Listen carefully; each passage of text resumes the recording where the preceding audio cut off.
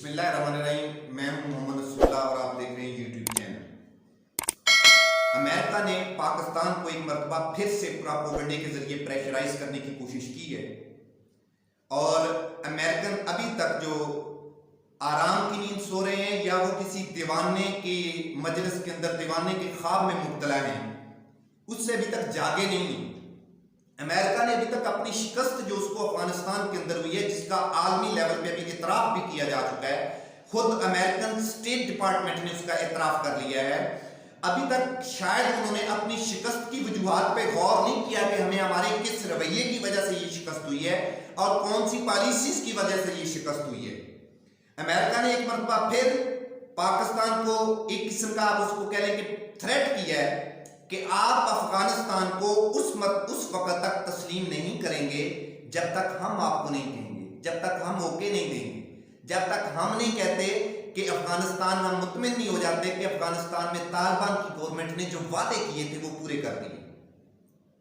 ठीक है, उन्होंने क्या कहा, जो उनके स्टेट डिपार्टमेंट के हैं Antony Blinken, US secretary of state urge Pakistan to deny legitimacy to the Afghan Taliban, कि पाकिस्तान को इनकार करना चाहिए उनकी लेगिटिमेसी मानने के लिए। आप ये कैसे कह सकते हैं पाकिस्तान इंडिपेंडेंट मुल्क है, पाकिस्तान आपसे लेके खाता है, पाकिस्तान आपका मुहताज है, पाकिस्तान के पास एटॉमिक पावर नहीं है, पाकिस्तान के पास दुनिया की 10वीं बड़ी फौज नहीं है, पाकिस्तान के पास बागैरत हुक्मरान नहीं है। क्या पाकिस्तान के पास बागैरत कौम नहीं है? पहले नहीं थी। आप जिनको पाकिस्तान की हुक्मरानी के मदारों में तलाश करके ये बयान देते थे ना, आज वो लोग नहीं है। पाकिस्तान के स्टेट डिपार्टमेंट ने, पाकिस्तान के जो फॉरेन ऑफिस है, उसने इस पर रिस्पॉन्ड किया है और उन्होंने कहा there is no pressure and we do not take any pressure. जिस तरीके से मैंने आपको पहले बार बार रिपीट करता रहा हूं कि गवर्नमेंट, अवाम, इमरान खान साहब का ये एक जुमला एब्सोल्युटली नॉट वाला, ये तारीखी जुमला, इस पे तारीख लिखी जाएगी इस मौके के ऊपर, ये भी नोट कर लें कौन, कि ये जुमला भी याद कर लें कि there is no pressure and we do not take any pressure, we will take decision in line with our interest. ये जो फॉरेन ऑफिस के हमारे स्पोक्स पर्सन हैं आसम इफ्तिखार अहमद, उन्होंने कहा है और बड़े धड़ल्ले से उन्होंने पाकिस्तान का, पाकिस्तानी रियासत का और पाकिस्तान के बयानिए का उन्होंने इज़हार किया है। अच्छा, ये बात देखें कि पाकिस्तान ने जिस तरीके से इमरान खान साहब ने इनकार किया था, अगर स्टेट का एक हेड, उसकी टांगों में जान हो ना और वो खड़ा हो जाए अपनी टांगों पे कि मैं एटॉमिक पावर का हेड हूं, फिर उसके नीचे से जितने भी इदारे हैं ना, वो इदारे भी इस किस्म का रिस्पॉन्ड करते हैं।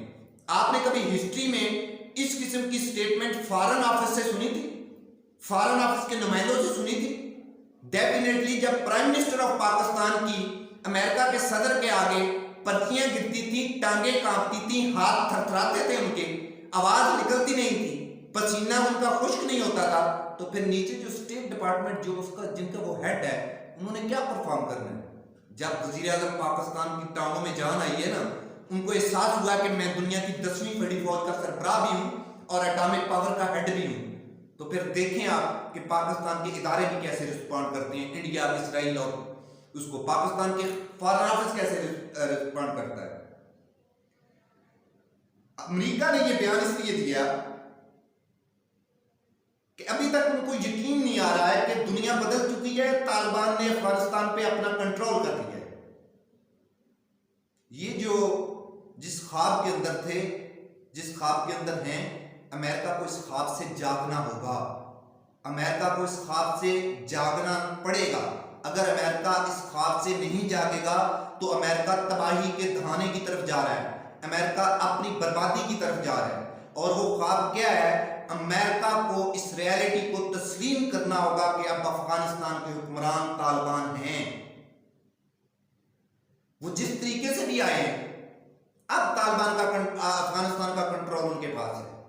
जब आपने कठपुतली हुक्मरान अमरुल्लाह सालेह और अशरफ गनी को लगाया था, आपने कौन सा ट्रांसपेरेंट किस्म के इलेक्शन करा के लॉबिंग नहीं की थी वो कौन सा अफगान अवाम के हकीकी नुमाइंदे बन के आए थे, जिनके घरों से डॉलर, जिनकी गाड़ियों से डॉलर, जिनके सूफों से डॉलर, जिनके महलों से डॉलर, जो डॉलर भर के ले गए, ये अवाम के, अफगानिस्तान अवाम के हकीकी नुमाइंदे, आप इनको तो सफर करते हैं। जरा बताएं ना कि आपके नुमाइंदों ने अफगानिस्तान के अंदर से कितनी दौलत इस गरीब अवाम की लूट के बाहर फरार हो गई, उसका जिम्मेदार कौन है? आप जरा उसको एड्रेस करें, जवाब दें आगे सामने कि हम शर्मिंदा हैं अफगान कौम से, क्योंकि आप अफगान कौम से शर्मिंदा नहीं है, आप अफगान कौम को तबाही के दाने की तरफ लेके जा रहे हैं। कुछ डॉलर आपके नुमाइंदगान लूट के फरार हो गए, बाकी पे आपने कदगन लगा दी ताकि इनको बेबस कर दिया जाए। जितना, एक बात याद रखें, जितना हक अमेरिका को अपने इंटरेस्ट के लिए बोलने का है, पाकिस्तान भी अपना इतना ही हक महफूज रखता है। पाकिस्तान की खारजा पॉलिसी अमेरिका के मुताबिक नहीं है और अमेरिका की खारजा पॉलिसी पाकिस्तान के मुताबिक नहीं है। दोनों इंडिपेंडेंट कंट्री हैं, अपनी खारजा पॉलिसी मोहतरम ब्लिंकन साहब बनाने में आजाद है। और अगर ये देखें कि वजीर आजम इमरान खान साहब ने एक दिन के अंदर शंघाई कॉन्फ्रेंस में 4 जो सरबराह मुल्क हैं उनसे मुलाकातें की, और उनके अंदर उनका जो सेंट्रल पॉइंट रहा है वो रहा है अफगानिस्तान, कि हमें अफगानिस्तान के तालिबान को अकेला नहीं छोड़ना चाहिए, हमें उनको तनहा नहीं छोड़ना चाहिए। हमें इस मौका पर अगर उनको तनहा छोड़ा तो अफगानिस्तान के अंदर ह्यूमैनिटेरियन क्राइसिस जन्म ले सकते हैं, उधर दहशतगर्द तंजीमें फिर से आ सकती हैं, वो दुनिया के अमन के लिए खतरा है, वो पाकिस्तान के लिए भी खतरा है, वो अफगानिस्तान के लिए भी खतरा है, वो अमेरिका के लिए भी खतरा है। आइए आगे बढ़ के इस हकीकत को तस्लीम करें। हमें इस मौका पर अफगानिस्तान के तालिबान का हाथ थामना चाहिए, हमें उनको गाइड करना चाहिए, उनको सपोर्ट फराहम करनी चाहिए। इस हकीकत को आप तस्लीम करें अमेरिका साहब। अगर हकीकत को तो आप तस्लीम कर चुके हैं, एक्चुअली अगर आपने हकीकत को तस्लीम ना किया होता तो तालिबान के कैदी कभी आपने आजाद ना किए होते, दोहा में उनका दफ्तर ना बनवाया होता, उनके साथ मुज़ाकरात के इतने द्वार ना किए होते, उनके दफ्तर पे उधर परचम ना लहराया गया होता, उनको प्रोटोकॉल ना दिया गया होता, जलमे खलीलजाद ने पैर पे उनके साथ मुलाकातें ना की होती, उनसे फिर अपने जो शहरी हैं उनको वहां से उनके इनखला की भीख ना मांगी होती। आपने उस हकीकत को तस्लीम किया, मगर फिर जब आपके इंटरनल प्रेशर की वजह से आप अफगानिस्तान को एक मरतबा फिर से तनाव करने के चक्कर में, ऐसा नहीं होने देंगे। दुनिया के मुमालिक जाग चुके हैं, दुनिया की कौमें जाग चुकी हैं, रशिया, चाइना, पाकिस्तान जाग चुके हैं, और ये अफगानिस्तान की आवाम के लिए, अफगानिस्तान के जो गवर्नमेंट है उनकी मदद करेंगे। और इस बात का शायद पूरे खित्ते को और पूरे एशिया को इस बात का इदराक हो चुका है, मगर आपको इदराक अभी तक नहीं हुआ। इसकी वजह यह है कि आपने जो अफगानिस्तान से जख्म खाए हैं वो जख्म अभी तक चाट रहे हैं, वो आपको भूले नहीं है। आप अभी ये चाहते हैं कि पाकिस्तान के साथ ईरान की अगर बाउंड्री मिलती है तो ईरान के साथ पाकिस्तान के तल्लुकात कशीदा किए जाए, एक तरफ से सुकून होता है पाकिस्तान को तो दूसरी तरफ अटेम्प्ट किया जाए, किसी भी वजह से वो पाकिस्तान और पाकिस्तान के इत्तेहादी जाग रहे हैं, ये ऐसा नहीं होने देंगे। आप पाकिस्तान को इंटरनल डिस्टेबलाइज करने की कोशिश करते हैं, आप इधर दहशतगर्द जो जिनको फंडिंग हो रही होती है और जो ममालिक फंडिंग कर रहे हैं वो आपके इत्तेहादी हैं।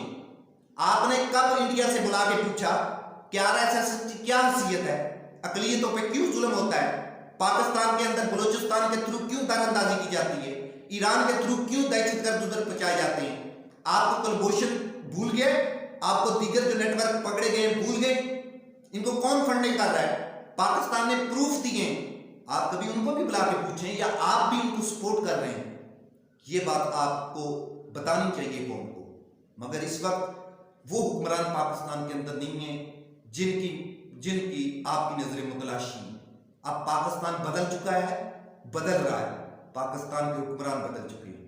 अल्लाह पाक पाकिस्तान को अपने हिफ्ज़ व ईमान में रखे और पाकिस्तान के अंदर जो भी बाकायदा हुक्मरान आता है, वो इमरान खान साहब हो या कोई और हो, जो पाकिस्तान की बका, पाकिस्तान की इज्जत, पाकिस्तान की कौम की सलामती के लिए काम करता है, हम उसके साथ हैं। बहुत शुक्रिया।